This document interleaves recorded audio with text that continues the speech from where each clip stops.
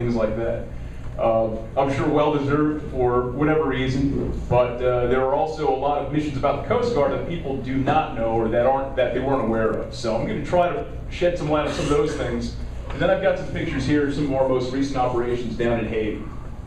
Coast Guard's primary missions are search and rescue, law enforcement, marine environmental protection.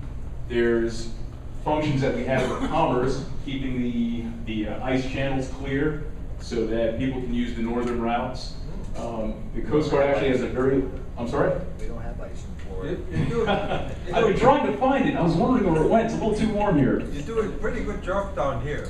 Well, thank you. It's nice that our efforts go unnoticed. As you can see, we kept all the shipping lanes clear in Florida. We keep pushing everything up north. Wow, all right, good. The marine environmental protection is something that's very big, especially in my last unit, which was Air Station Houston, just because the oil rigs, and quite honestly, from the looks of it, might be something that becomes big out here, right, with all the talks of drilling offshore, and we've seen what's been going on out in the Gulf, the rig explosion, all the oil underneath.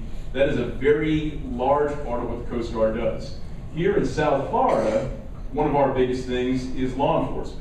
At Coast Guard Air Station Miami, we have 5 helicopters, 5 Falcon jets, which I'm sure Joe would argue turbofan is not exactly a jet, and that's what we tell those pilots all the time anyway.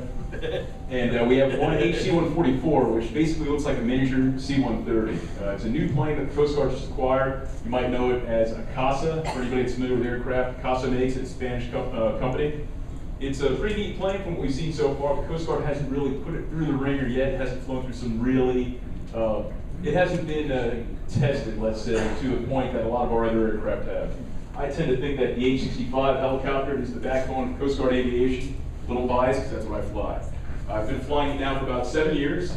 It's a short-range recovery helicopter. Carries a crew of 4 typically, 2 pilots, flight mechanic, and a rescue swimmer. A typical day on duty for a Coast Guard air crew is you report in at 3 o'clock in the afternoon, 1500, and you spend the night there. And very similar to how a fire department works, if a call comes in, we get dispatched if there's any need for an aviation resource. Search and rescue here off the coast, actually, off the coast of Florida, is not, from an aviation standpoint, as intensive as it has been in some of the other units I've seen or been to. And a large part of that is actually people like you, radio operators. There are a lot of civilian people that assist with missions like that. That's something else I want to talk to you guys about, civilian role in Coast Guard search and rescue. But there are also a lot of maritime assets, small boats and such, that assist with these cases, and a lot of times get to the distressed person before we do. So a lot of it is a function of geography.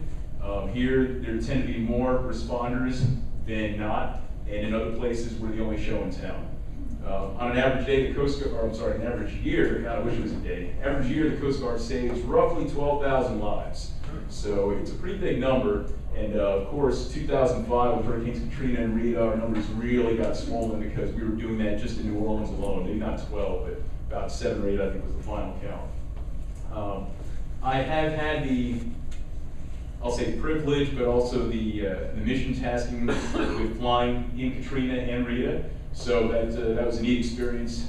Something that, it's one of those things that, especially when you're new at the game, everyone wants to see the bad weather. They want to get out there and just get in the thick of it. And then once you're there, you are wishing to God that you're back on the ground, wishing you were in the air. But definitely something that helped shape me, I'll say, and an experience I will honestly never forget. It's like kind of like riding a 9,000-pound mechanical bull about 500 feet off the ground. So not exactly the most interesting or exciting thing to think about, but it definitely was exciting at the time. Coast Guard law enforcement, another mission with our proximity to Cuba and all the ways that people have to either run narcotics or people into the country. And that's something else that keeps us pretty busy down here. Coast Guard Air Station Miami covers from Daytona Beach all the way down through Florida, over to the Bahamas, and across the Florida Keys. So we have a pretty large area of responsibility, and our fixed-wing assets cover all the way out towards Puerto Rico. So we do span a fairly large area. Again, as a helo guy, I haven't really seen a whole lot of that. We've deployed our helo down into the Windward Pass. I've been down into South America, but that's kind of I'm sorry? Oh, that wasn't for me, sorry. Didn't mean to publicize. That's more of a few and far between type tasking for a helo guy like me.